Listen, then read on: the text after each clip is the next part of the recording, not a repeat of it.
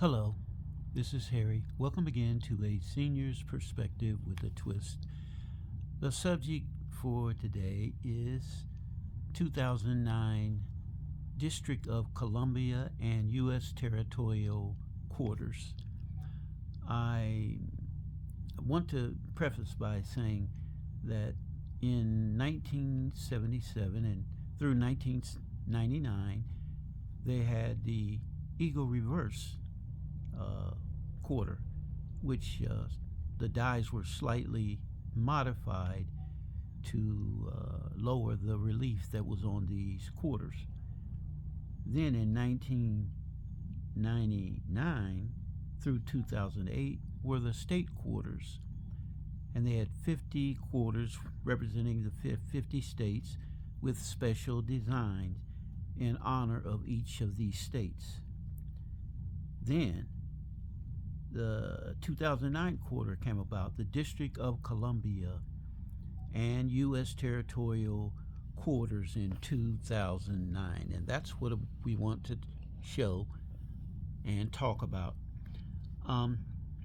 These quarters, compared to the previous quarters minted, were lower in their mintage. There are 6 of these quarters. There's the District of Columbia. There's number 2, Puerto Rico. Number 3, Guam. Number 4, American Samoa. Number 5, U.S. Virgin Islands. Number 6, Northern Mariana Islands. And these were minted P and D, S proof, and S silver proof, or just silver proof S. In all, there's 24 of these quarters, 4 for each of these territories.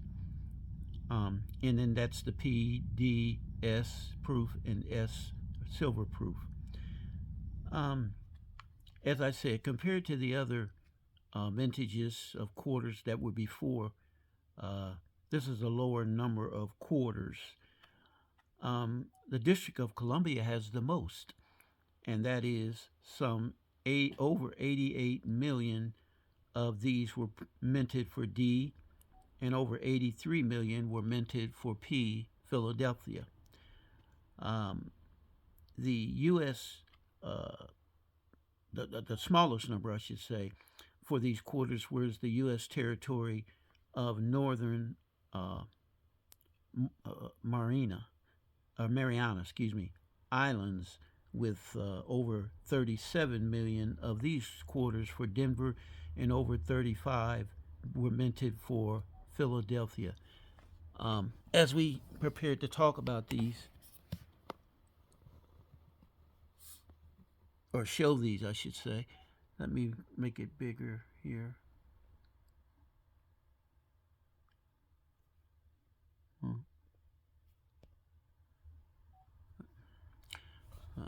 That's what we're going to do right there.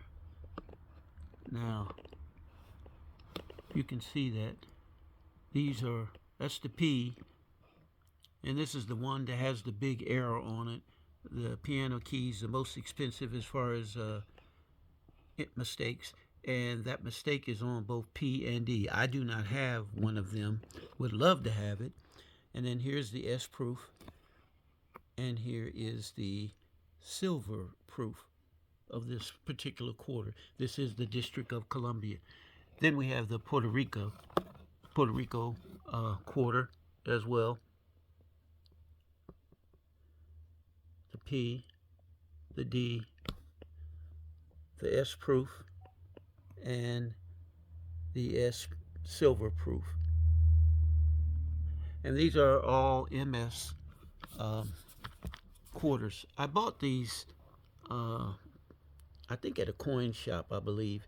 I didn't pay a whole lot for them. I'm thinking $20 for each album.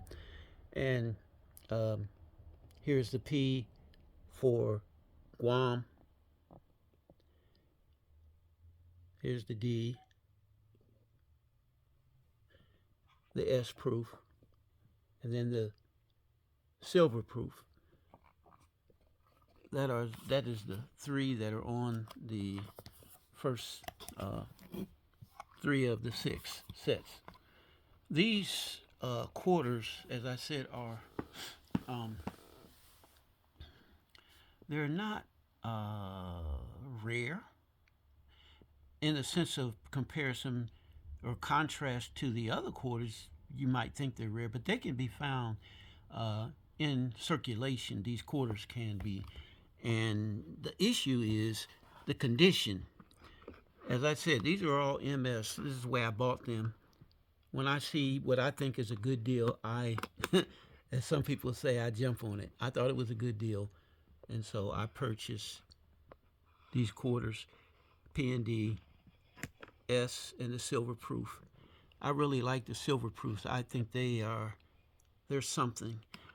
Um, and then we have that's the American Samoa, and then here's the Virgin Islands, PD, and proof, S proof, and then silver proof. The Northern Mariana, the P, the D, S proof, and excuse my thumb. There it is. That's not doing it right. Let's see. There we go. Silver proof, and they have a little bit of toning on them. Beginning. I think it's coming from the paper of this album. Now, here's something else. I have a second album, and I'll let you see it. Let me move that one out the way. Same thing, only the setup is a little different. Whereas you had all of them one way, here you have them mixed. You have the obverse on the 2000p of the District of Columbia. Then you have it swapped over to the reverse, and they do that through all of these quarters in this album. And you say, well, why did you get two albums?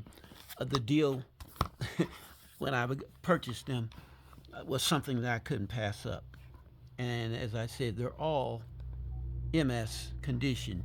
Now, these are quarters that may be worth something in the future.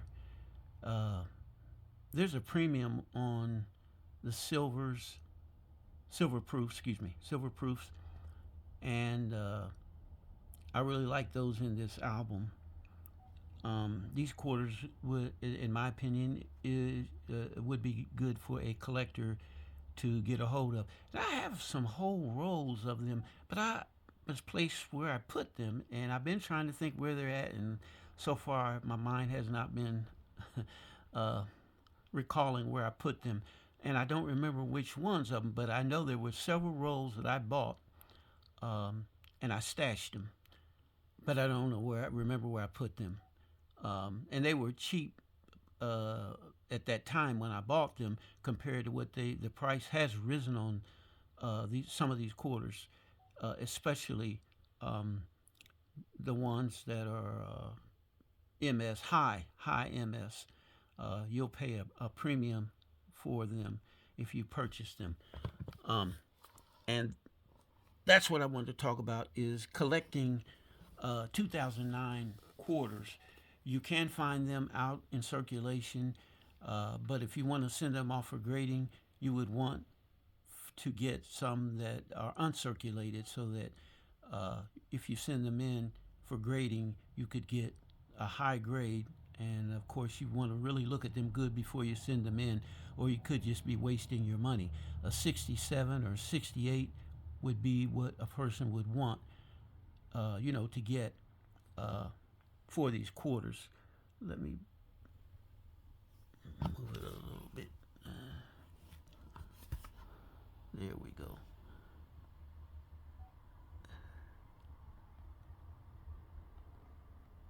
Okay, that's the back side of it. But anyway, that's what I wanted to talk about today.